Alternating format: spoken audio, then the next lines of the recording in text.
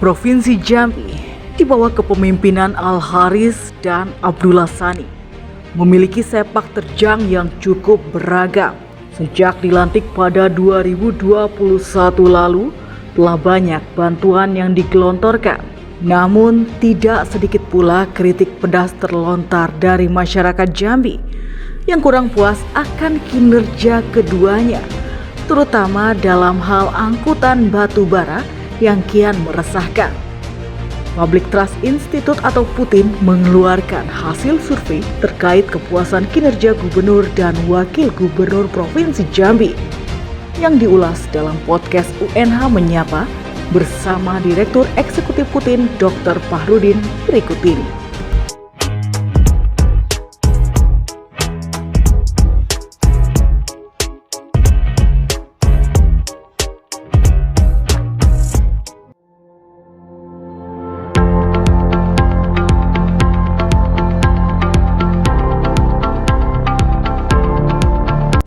Assalamualaikum warahmatullahi wabarakatuh. Waalaikumsalam. Halo sahabat UNH, jumpa lagi di podcast UNH Menyapa. Saya Rani yang akan memandu acara hari ini. Saat ini saya sedang bersama bintang tamu yang spesial, yaitu seorang pengamat politik dari Public Trust Institute, yaitu Dr. Fahrudin. Selamat pagi Pak Dokter. Ya, selamat pagi, sehat semuanya.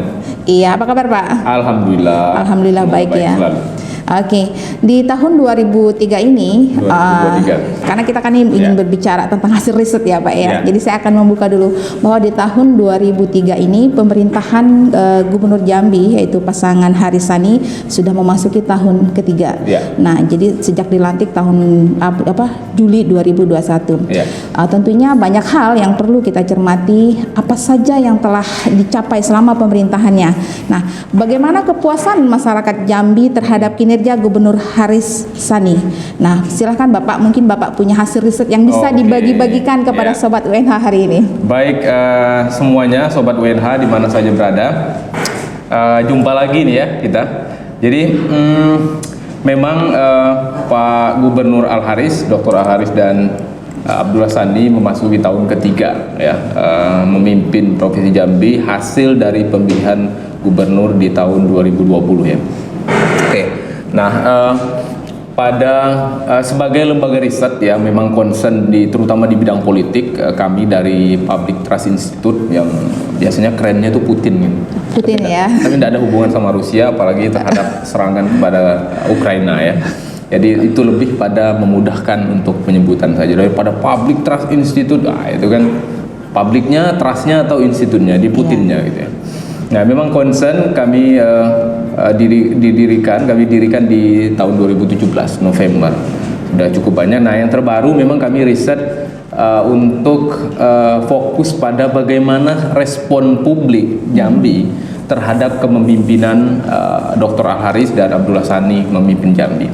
Nah, tepatnya di tanggal 14 sampai 18 Februari yang lalu, ya, karena sekarang udah Maret nih. Berarti 14 sampai 18 4 hari saja Pak ya? Oke. Ya, 4 sampai 5 hari gitu, karena hitungan tanggal 14 ya.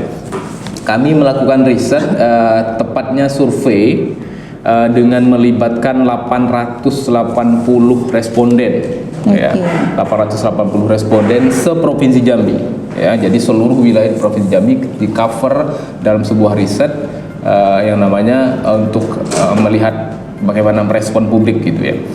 Nah, ini kalau dalam metodologi riset ini, kalau tingkat kepercayaan 95%, kemudian margin of error artinya kemungkinan salahnya itu maksimal 3,3%. Cukup besar. Masih ditolerir ya Pak ya? Oke.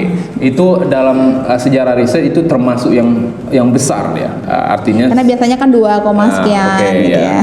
Ada 600, kemudian itu 4% gitu ya. Nah, ini ada di tengahnya antara 600 sampai 1100. Jadi 880. Cukup representatif sebetulnya untuk menggambarkan bagaimana masyarakat Jambi menilai kinerja Pak Gubernur dan Wakil Gubernur.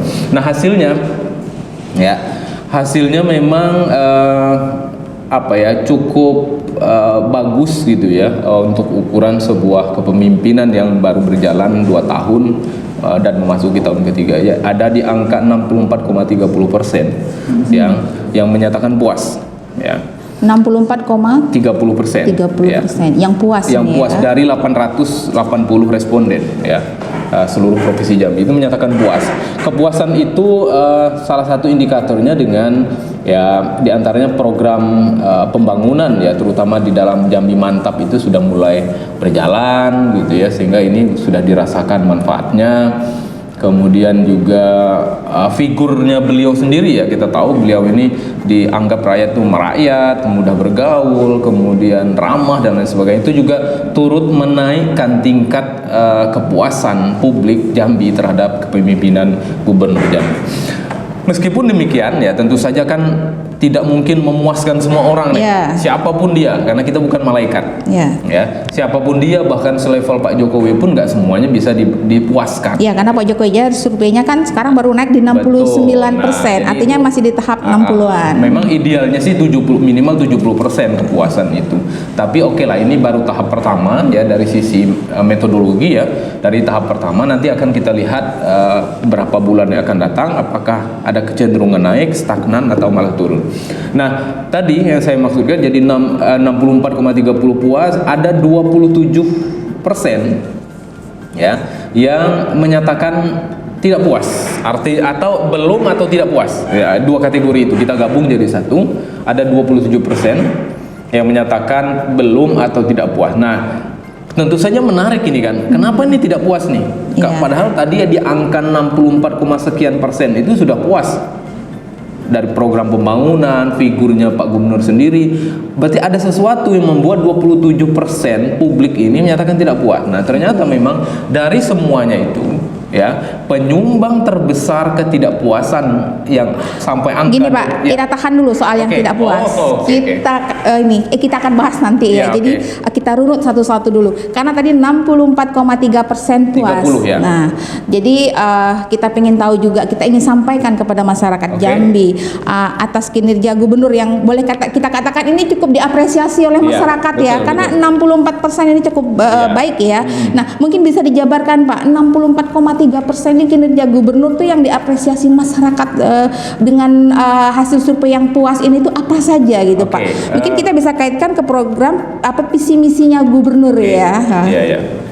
Jadi yang pertama yang menarik itu kan kalau dalam pertanyaan survei kami itu menyatakan ketika Bapak Ibu Saudara disebutkan nama Al Haris, apa yang muncul di benak atau apa yang ada di pikiran Bapak?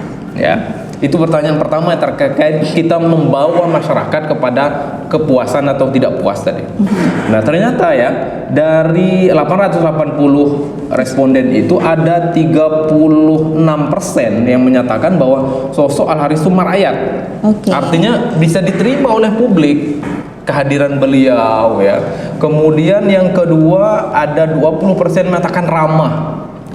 Kemudian ada lagi 10%, nyaris 11% pintar dan cerdas, berjiwa sosial, kemudian bersih dari korupsi. Itu indikator-indikator atau gambaran publik terhadap sosok Pak Gubernur. Jadi cukup tinggi ini, ada hampir 36% menyatakan merakyat. Itu artinya dari sisi itu menjadi gerbang masyarakat menilai Pak Gubernur itu seperti apa. Karena dinilai ramah, cerdas, dan merakyat. Ramah, jadi secara pertama orang udah lihat nama gubernur kalau dalam iklan positif ya. Kesan pertama begitu menggoda gitu kan. Nah, selanjutnya maka ditanyakan pertanyaan berikut. Jadi kesan pertama saja sudah memuaskan, sudah menampilkan sosok yang memang diinginkan masyarakat gitu loh. Ya, itu yang pertama. Nah, yang kedua baru kemudian tingkat kepuasan. Tadi ada di angka 64-30%, kemudian tidak puas itu 27,60%. Nah, tadi kan pertanyaan kenapa puas? Ya, tadi faktor pertama yang membuat publik Jambi itu puas dengan Pak Gubernur, dengan kepemimpinan dia terkait kepemimpinan. Ya, leadership berarti bagaimana kemudian mengelola sebuah birokrasi, dan tentu saja nggak mudah loh. Karena beliau ini kan ada di masa transisi dari Zola ya, dari Pak Gubernur Zola, kemudian karena ada sesuatu dengan Pak Zola terkait dengan hukum gitu ya, dilanjut ke Pak Harori, terjadi gonjang-ganjing di situ dari seorang PLT ya, PLT kemudian jadi gubernur definitif, baru kemudian terjadi pemilihan gubernur ya. Bahkan pemilihan gubernur tidak serta-merta kita ada gubernur definitif, ada proses PSU, pemungutan suara ulang yang itu juga berlarut-larut sehingga agak molor. Nah, tentu saja di masa-masa itu kepemimpinan atau birokrasi kita kan katakanlah amburadul. Ya, tidak ada pemimpin yang bisa dikatakan sebagai ya leader di masa itu gitu loh. Nah, ketika dalam suasana seperti itulah masuk Al-Haris. Ya, beliau mencoba merotasi gitu ya, melakukan reformasi, restorasi di birokrasi, dan apa yang dilakukan beliau ini diapresiasi paling besar yang kemudian menyumbang angka kepuasan tertinggi. Ada 32,40% yang menyatakan kepemimpinan beliau, leadershipnya beliau itu bagus. Itulah penyumbang utama, penyumbang terbesar kepuasan publik terhadap Pak Gubernur. Kemudian yang kedua, orangnya ramah tadi, faktor tadi ya, individu ya. Itu masih personalnya masih Pak ya? Personal. Kemudian kalau yang terkait dengan ada di 7% itu pembangunan infrastruktur yang sudah mulai terlihat. Ini kita menarik nih kalau soal pembangunan ya. Kita kaitkan dengan visi misinya Haris. Silakan Pak Dokter. Ya. Jadi ada program ini misalnya program pembangunan misalnya kita kaitkan dengan Dumisake misalnya. Dumisake itu kan mungkin orang awam membayangkan bahwa setiap kecamatan dikasih duit 2 miliar. Mungkin itu yang di benaknya ya, dan mungkin ini juga tidak sepenuhnya kesalahan publik, tapi bisa juga kesalahan pemerintah dalam menjelaskan bagaimana Dumisake itu. Misalnya kita program pembangunan infrastruktur dan lain sebagainya. Dumisake itu kan tidak duitnya di drop secara fisik, tapi dibangun beberapa misalnya jalan atau sekolah atau kesehatan, bahkan termasuk juga Dumisake itu adalah program beasiswa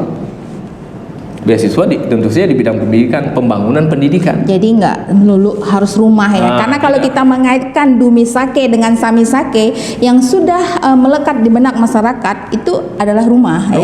Karena itu dulu padahal Samisake itu salah satu itemnya saja. Itu salah satu item salah ya. Satu saja. Tidak selalu pembangunan itu fisik. Pembangunan itu ada non fisik ya. Beasiswa, pemberian beasiswa. Saya pikir beberapa bulan yang lalu sudah di launching ya, bahkan sudah bergulir itu program beasiswa kepada para pelajar mahasiswa di Jambi yang berkuliah di luar gitu, misalnya bahkan di Jambi juga. Nah, saya pikir itu juga menjadi penyumbang. Salah satunya tadi dari program Dumisake terkait dengan beasiswa yang kemudian menjadi salah satu penyumbang kepuasan publik. Misalnya yang lain dekat dengan rakyat ya, kemudian bersih dari korupsi. Saya pikir ini ada di angka 5% yang menyumbang kepuasan. Beliau bersih dari korupsi dianggap seperti itu karena ya alhamdulillah kita sampai hari ini kan tidak ya, semoga tidak gitu ya. Tidak ada hal-hal yang begitu luar biasa yang kemudian disangkutkan dengan beliau terkait dengan korupsi. Ya, sampai hari ini kan kita tahu seperti itu. Nah, ini diantara faktor-faktor penyumbang terbesar kepuasan publik kepada Pak Gubernur Dr. Al-Haris. Oke. Kemudian tentu ketidakpuasan ya. Oke, karena tadi udah puas. Berarti itu ya hasilnya Pak ya, kepuasan masyarakat ya. Mungkin selanjutnya yang tidak puas nih. Tidak puas ada di angka tadi berapa tadi yang tidak puas kan di angka 27,60 ya tepatnya. 27,60% tidak puas. Kenapa orang nggak puas? Kenapa sih orang nggak puas dengan pemerintahan? Padahal dia tahu bahwa tidak semuanya bisa dipuaskan. Iya. Oke, semua tahu saya pikir tanpa riset ini pun sebetulnya orang tahu ketidakpuasan itu terkait dengan BB, bukan berat badan, bukan bau badan, tapi adalah batu bara. Ya, soal batu bara. Kenapa dengan batu bara? Soal transportasi, soal pengangkutannya yang kemudian ada ekses-ekses negatif yang kemudian dirasakan oleh masyarakat. Apa itu? Minimal macet. Ya, kemacetan bahkan kecelakaan sampai berujung maut gitu, itu menjadi impact dari penanganan atau pengangkutan batu bara yang banyak dikeluhkan, dan ini menyumbang 36,50% penyumbang ketidakpuasan. Itu artinya yang utama, yang terbesar ya. Jadi soal batu bara ini adalah penyumbang utama ketidakpuasan terhadap gubernur. Ya. Ya, ini tentu saja kalau kita mau fair, ya ini kan bukan soal gubernurnya saja sebetulnya, karena soal pertambangan itu apalagi dikaitkan dengan undang-undang itu adalah soal pemerintah pusat. Oke, kita tahan dulu Pak. Oke. Kalau berbicara soal batu bara, waktunya nggak sedikit ini Oke, Pak. betul. Karena Panas lagi. panas ya, kita harus mengulik lebih dalam. Oke. Nah, jadi kita break dulu sementara. Baik pemirsa, kita akan lanjut lagi setelah ini.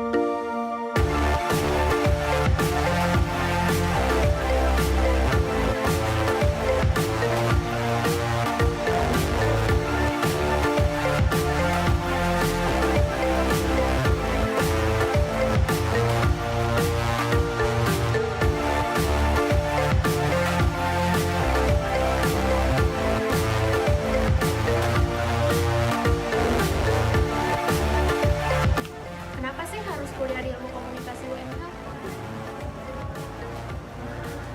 Kampus favorit, terakreditasi B oleh Badan Akreditasi Nasional, dosen tersertifikasi, lokasi strategis, biaya terjangkau. Serius? Bukannya biayanya mahal? Ya enggak lah, dengan 2 juta kalian bisa kuliah di Prodi Ilmu Komunikasi UNH. Yuk, capcus. Jadi setelah lulus bisa jadi apa? Tenang aja, setelah lulus dari Prodi Ilmu Komunikasi, Anda bisa bekerja sebagai public relation atau humas di pemerintahan dan perusahaan swasta, atau Anda juga bisa bekerja sebagai penyiar radio dan presenter di televisi, bisa menjadi wartawan, bisa bekerja di bidang periklanan, atau buat Anda yang memang berbakat, Anda juga bisa bekerja atau bergerak di bidang event organizer, entertainer, dan menjadi konsultan komunikasi. Masih banyak peluang-peluang kerja lain yang bisa Anda manfaatkan di era digital saat ini. Mari bergabung di Prodi Ilmu Komunikasi Universitas Nurdin Hamzah. Buruan sekarang juga. Hai generasi muda, sahabat milenial, masih ragu mau kuliah di mana? Buang rasa ragumu, gabunglah bersama kami di Ilmu Komunikasi Universitas Nurdin Hamzah Jambi. Kampus terakreditasi, prospek kerja nyata, kampus merdeka, Indonesia Jaya.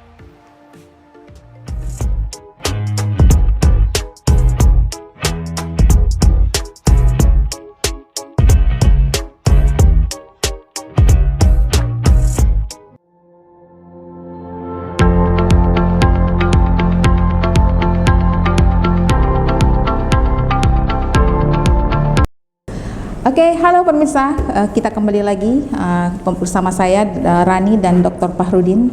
Nah, kita masih membahas tentang hasil survei mengenai kepuasan kinerja Gubernur Jambi Haris dan Sani.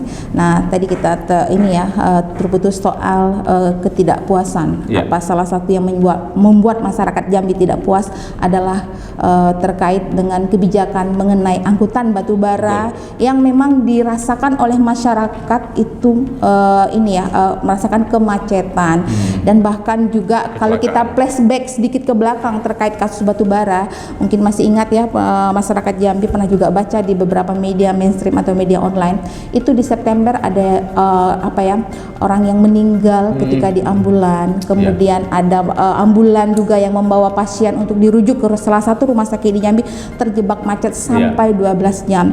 Belum lagi dampak-dampak lain yang biasanya jalur angkutan sayur atau hasil produksi dari daerah ingin dibawa ke kota lancar kini menjadi tidak lancar. Nah, Dr. Fahrudin, mungkin bisa dijelaskan ya terkait batu bara tadi yang menyebabkan apa sih sebenarnya yang diinginkan masyarakat Jambi oleh Gubernur Jambi dalam mengatasi persoalan ini?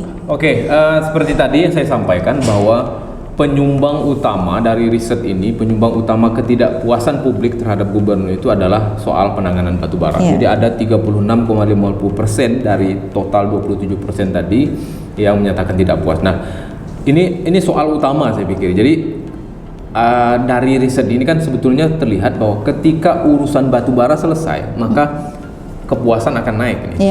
Karena ini indikator utamanya ada di sini. Nah, kemudian dari riset kami juga, dari survei ini kami coba ingin mengetahui sebetulnya masyarakat itu punya nggak sih masukan atau solusi untuk soal-soal batubara. Nah, kami bertanya seperti itu. Nah, kemudian dari riset ini ada beberapa kategori, ada beberapa usulan yang disampaikan oleh masyarakat terkait khusus dengan batubara. Yang pertama, yang terbesar ada 56,80% masyarakat menginginkan adanya pembangunan jalan khusus batu bara di darat. Ini yang pertama. Jadi untuk mengatasi soal batu bara yang penyumbang terbesar ketidakpuasan tadi dengan segala efek negatifnya tadi, maka yang harus dilakukan khususnya oleh pemerintah, khususnya lagi ada Gubernur Jambi adalah membangun jalan khusus batu bara. Ini tentu saja mekanismenya lain ya, secara teknis kan nggak mungkin Pak Gubernur sendiri, harus melibatkan swasta dan lain sebagainya. Tapi pada intinya masyarakat menginginkan jalur pengangkutan batu bara itu tersendiri, tidak digabung dengan jalan umum seperti hari ini terjadi. Sebetulnya kan memang ini sebuah dilema, karena ketika ada pertambangan batu bara tetapi infrastrukturnya yang nggak disiapkan, ini yang jadi soal kalau kita berkaca dengan kasus-kasus di daerah lain. Karena kalau soal jalan ini sejak batu bara ada di Jambi ya 2012 belum pernah ada. Itu kan sudah menjadi masalah. Sekarang ini tambah banyak tuh sekarang ya, karena tadi macetnya udah luar biasa kalau 1 tahun terakhir ini bertambah, volumenya bertambah.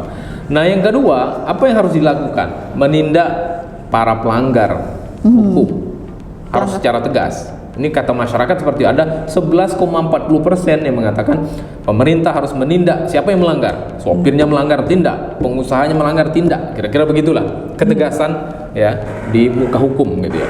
Nah, yang berikutnya ada 7,30% mengatakan pengangkutan lewat sungai. Ini sebetulnya saya secara pribadi juga mengusulkannya lewat sungai. Ya, karena Sungai Batanghari dan sungai anak-anak sungainya itu sebetulnya potensial sekali untuk digunakan, dimanfaatkan untuk pengangkutan batu bara. Di masa lalu itu dilakukan, ya. Meskipun sebetulnya porsinya dari sisi masyarakat kecil ya, 7,30%. Tapi ini adalah alternatif yang bisa dilakukan oleh pemerintah, khususnya Pak Gubernur Jambi, agar soal batu bara tidak hanya soal kepuasan. Saya pikir ini kalau kita ngomongin kepuasan terhadap kepuasan publik terhadap gubernur tuh kecil gitu, tapi yang problem terbesar itu mengatasi bagaimana ini tidak menjadi ekses negatif bagi masyarakat. Soal batu bara itu bukan dihentikan ya, tapi dikelola dengan baik. Caranya gimana? Ya tadi usulan masyarakat, bangunkan jalan khusus di darat, kemudian tindak orang-orang yang melanggar aturan. Misalnya sekarang ada kebijakan menggunakan apa itu? Stiker ya, tindak kalau itu ada pelanggar, nomor lambung istilahnya ya. Kayak kapal gitu ya, ada nomor lambung lambung. Dan itu menjadi masalah kemarin di demo oleh para supir truk batubara Senin kemarin. Itu tadi itu karena ketidaktegasan saya pikir ya. Ada plat nomor saya lihat masih ada yang BM, masih ada BA. Itu kan harusnya tidak boleh, harus BH gitu. Ya. Nah, hal-hal yang seperti itu bagi masyarakat itu harus dilakukan agar apa? Soal batubara tidak dominan impact negatifnya terhadap masyarakat, tapi justru memberi kontribusi yang positif bagi masyarakat, khususnya pembangunan di Jambi.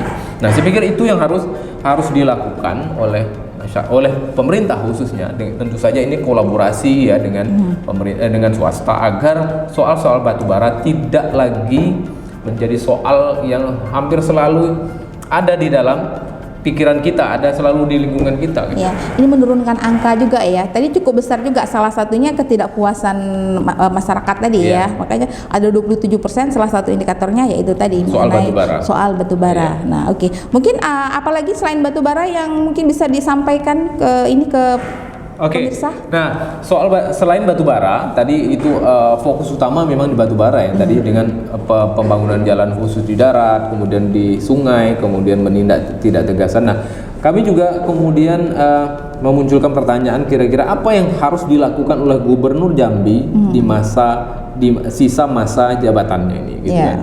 Nah, ada yang terbesar itu soal batubara lagi-lagi. Ada 25% masyarakat menginginkan tolong tuntaskan urusan batubara. Tolong tuntaskan urusan transportasi batubara. Tolong tuntaskan dampak negatif batubara terhadap. Kira-kira begitulah. Karena ini memang sudah mengganggu sekali dampak batubara ini. Sudah sangat-sangat mengganggu. Bahkan ini dari teman-teman ya, pariwisata yang ingin berwisata ke Kerinci masuk dari Jambi, mereka tuh banyakan lewat Sumatera Barat. Nah, bahan-bahan bahkan yang mau naik pesawat untuk di daerah kalau Jambi ini juga wilayah barat ya, mereka lebih cenderung lewat Sumatera Barat karena nggak ada kemacetan. Nah, ini juga menjadi persoalan yang memang harus diselesaikan oleh Gubernur Jambi ya. Nah, kemudian yang kedua ada di angka 24,80 itu soal lapangan pekerjaan. Nah, ini juga penting ya. Pengangguran, kemiskinan ini soalnya pengangguran kemiskinan ini harus betul-betul diatasi oleh pemerintah Gubernur Jambi di masa-masa yang akan datang mulai 2023, 2024. Kemudian soal harga kebutuhan pokok ya. Ini tentu saja inflasi ya. Terkait keseharian kita ya, terutama emak-emak yang di dapur ini kan di rumah ini sangat merasakan dampak harga. Nah, itu harus segera dikelola dengan baik oleh Pak Gubernur agar tadi ya minimal kepuasannya naik.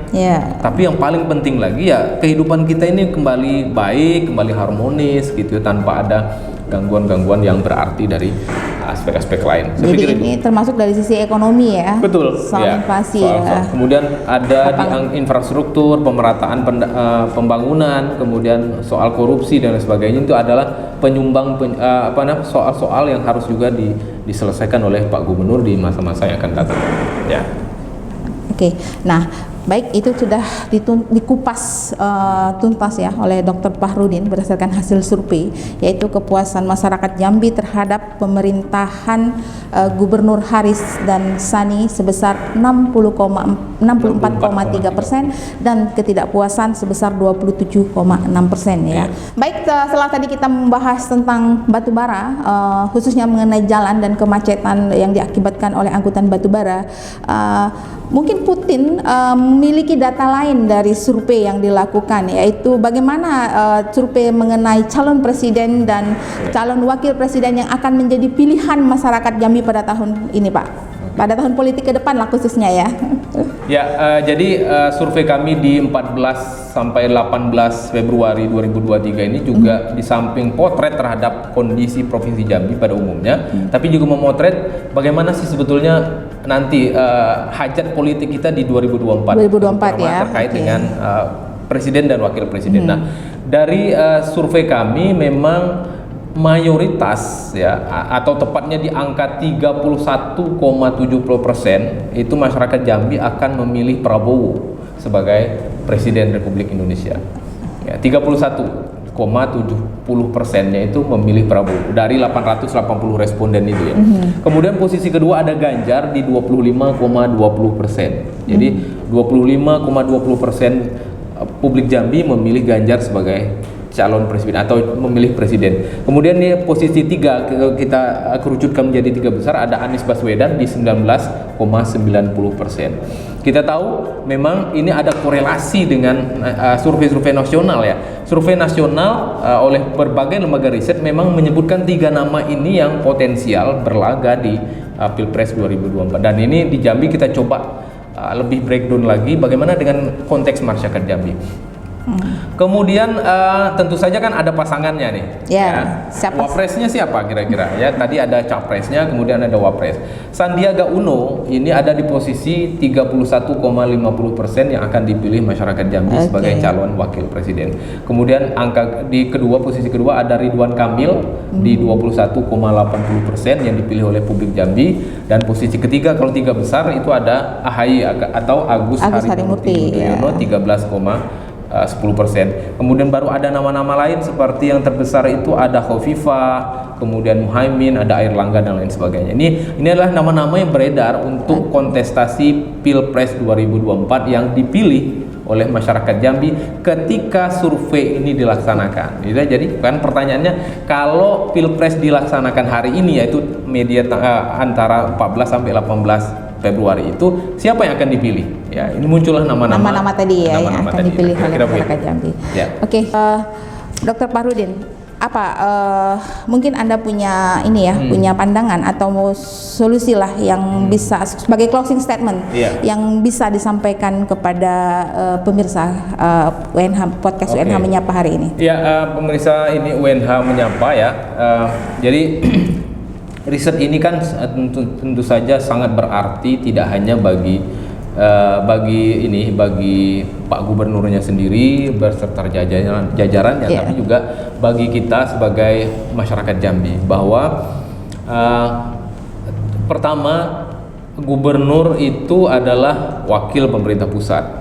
Itu artinya apa yang dilakukannya merupakan representasi dari pemerintah pusat. Memang tidak semuanya bisa dilakukan oleh Pak Gubernur. Soal tadi batu bara sebenarnya tidak bisa kita bertumpu pada Pak Gubernur, karena soal-soal pembangunan batu bara, misalnya pengelolaan batu bara itu tidak bisa diselesaikan oleh Pak Gubernur sendiri, ya, karena soal izin dan lain sebagainya itu pemerintah pusat yang mengeluarkan. Ya. Nah, tetapi yang kita kehendaki ke depan memang ada koordinasi gitu ya, ada keberpihakan pemerintah pusat kepada masyarakat Jambi melalui Pak Gubernur, melalui usulan Pak Gubernur, melalui himbauan Pak Gubernur kepada pemerintah pusat. Itu yang harus dilakukan. Kemudian yang kedua, segera memang tuntaskan soal-soal jalur khusus batu bara.